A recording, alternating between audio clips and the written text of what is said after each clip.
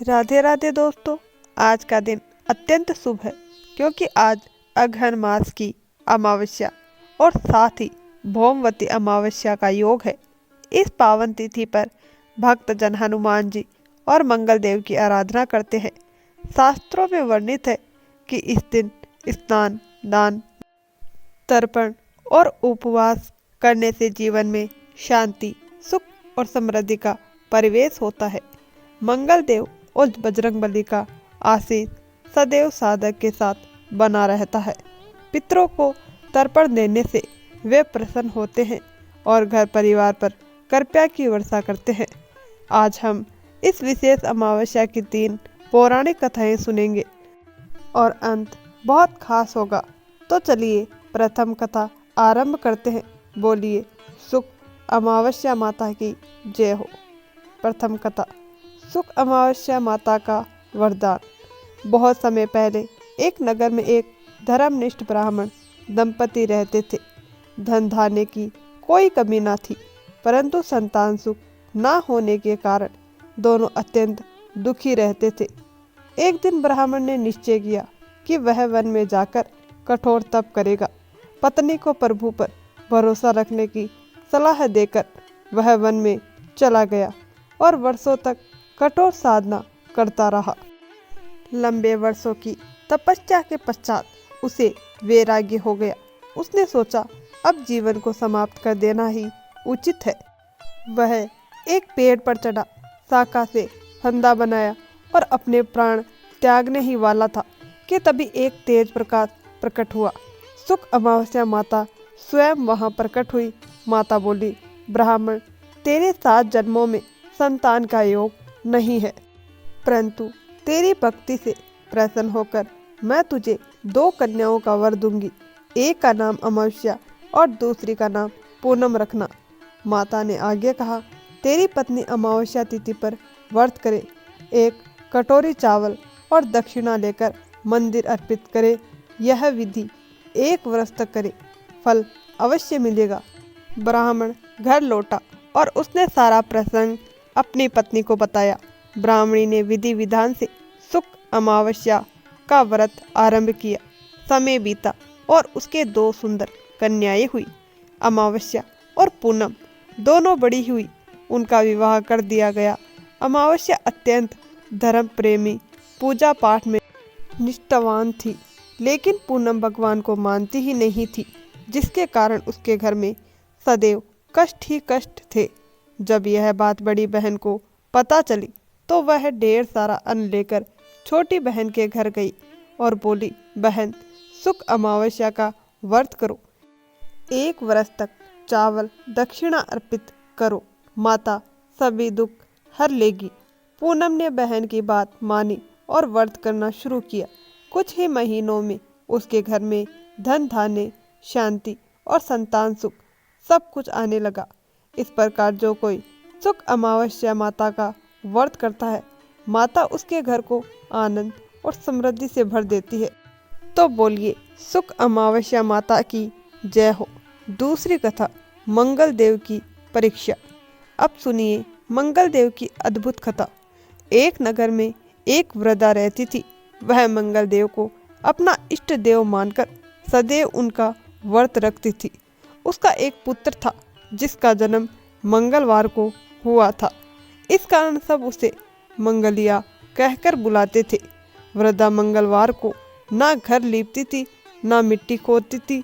एक दिन मंगल देव उसकी भक्ति की परीक्षा लेने साधु रूप में उसके दरवाजे पर आए। उन्होंने कहा, माई, मैं भोजन बनाना चाहता हूँ, जरा पृथ्वी लीप दो। वृद्धा ने हाथ जोड़कर कहा, आज मंगलवार है महाराज, मैं पृथ्वी नहीं लीप सकती, चाहे तो जल छिड़क दूं। साधु बोले, मैं तो गोबर से लिपे स्थान पर ही भोजन पकाता हूँ। वृद्धा ने विनम्रता से कहा, महाराज, मिट्टी तो नहीं लीप सकती, पर आपकी अन्य कोई सेवा हो तो आज्ञा करे। साधु ने 3 बार वचन लिया और फिर बोले, तो अपने पुत्र को औंधा लिटा दो, मैं उसकी पीठ पर भोजन बनाऊंगा। वृद्धा का हृदय थरथरा गया, फिर भी अपने व्रत और श्रद्धा को निभाते हुए उसके पुत्र को पुकारा। मंगलिया आया और माँ के कहने पर औंधा लेट गया। साधु ने उसकी पीठ पर अंगीठी रखी, आग जलाई और उसी पर भोजन पकाया। भोजन बनने के बाद साधु बोले, माई अपने बेटे को बुलाओ, उसे प्रसाद दूंगा। वृद्धा रो पड़ी और बोली, महाराज जिस बच्चे की पीठ पर आग जलाई हो उसे जीवित कैसे बुलाऊं। पर साधु के कहने पर जब उसने मंगलिया रे पुकारा तो लड़का स्वस्थ अवस्था में बाहर आ गया। साधु ने वृद्धा को आशीर्वाद दिया, तुम्हारी अटूट श्रद्धा से तुम पर कभी कोई विपत्ति नहीं आएगी। तो बोलिए, मंगल देवता की जय हो।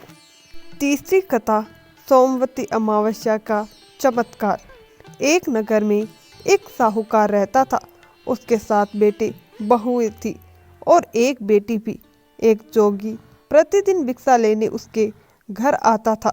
बहुएं भिक्षा देती तो कोई बात नहीं कहता, पर बेटी भिक्षा देती तो जोगी बोलता, लड़की सुहागन तो है पर उसके भाग्य में दुख लिखा है। यह सुनकर लड़की चिंता में डूब गई। धीरे धीरे वह कमजोर पड़ने लगी। माँ ने पूछताछ की तो लड़की ने सारी बात बता दी। अगले दिन माँ ने छिपकर जोगी को सुना और क्रोध में कहा, हम भिक्षा देते हैं और तुम उल्टा अशुभ बोलते हो। जोगी बोला, मैं झूठ नहीं बोलता, इसके भाग्य में दुहाग लिखा है। विवाह होते ही इसका पति सांप के डसने से मरेगा। पर 7 समुंदर पार सोना धोबिन रहती है, वह सोमवती अमावस का व्रत करती है। यदि वह अपना पुण्य फल इसे दे तो संकट टल जाएगा। माँ यह सुनकर रोते रोते बेटी के लिए उपाय ढूंढने निकल पड़ी।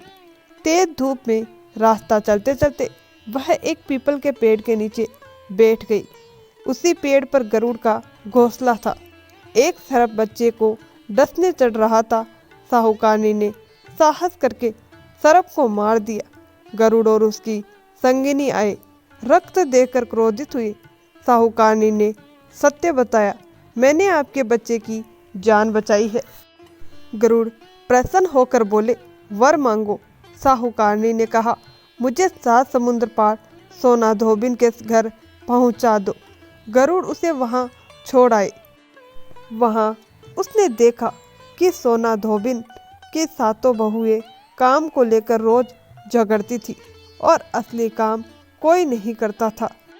साहूकारनी रात में चोरी छिपे पूरा घर काम कर देती, गायों को नहलाती, आटा पीसती, बर्तन धोती, सफाई करती, पानी भरती और सूरज उगने से पहले चली जाती।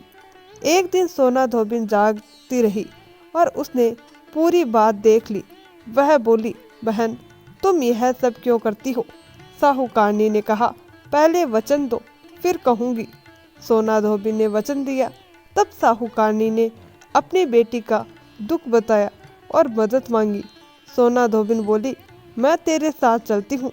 दोनों साहूकारनी के घर पहुँची। जब विवाह के फेरे चल रहे थे, सोना धोबिन ने दूल्हे के पास कच्चा करवा रखा, उसमें दूध डाला और छड़ी लेकर बैठ गई। थोड़ी देर बाद शरप आया, पर सोना धोबिन ने करवा आगे रखकर उसे बांध दिया। फिर भी दूल्हा भय से मूर्छित होकर मर गया। सोना धोबिन ने अपने जीवन भर की सोमवती अमावस्या के पुण्य का फल दुल्हन को दिया। सिंदूर, रोली, काजल, मेहंदी निकालकर छींटे मारे और बोली, अब तक की मेरी सारी सोमवती अमावस्या का फल इसे लगे। तुरंत दूल्हा जीवित हो गया। सबने जयकारे लगाए, सोमवती अमावस्या माता की जय हो। सोना धोबिन अपनी एक हांडी लेकर लौटने लगी। रास्ते में सोमवती आई तो उसने 108 परिक्रमा करके वह हांडी पीपल के नीचे गाड़ दी। घर पहुंची तो पति मर्त पड़ा था।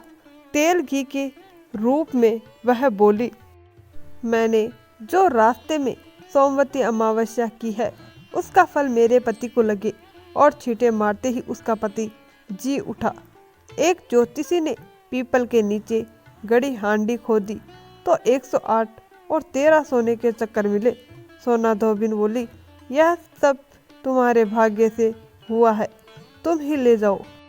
और इस प्रकार नगर में घोषणा कर दी गई, जो भी सोमवती अमावस्या का व्रत करेगा सुख समृद्धि और अखंड सौभाग्य प्राप्त करेगा। तो बोलिए भगवान शंकर की जय हो, माता पार्वती की जय हो। दोस्तों, आपको हमारी ये कथा कैसी लगी? अगर आपको कहानी अच्छी लगी हो तो वीडियो को लाइक, शेयर और चैनल को सब्सक्राइब जरूर करें। धन्यवाद दोस्तों।